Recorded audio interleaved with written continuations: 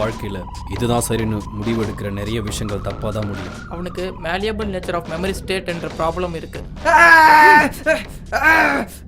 ஏன்டா இது மாதிரி அரமெண்டல் மாதிரி பண்ணுகிற? அந்த 30 செகண்ட் ரொம்ப கோவப்படுவான், அழுவான். அந்த 30 செகண்ட் அப்புறம் என்ன ஆச்சுன்னு அவனுக்கே தெரியாது.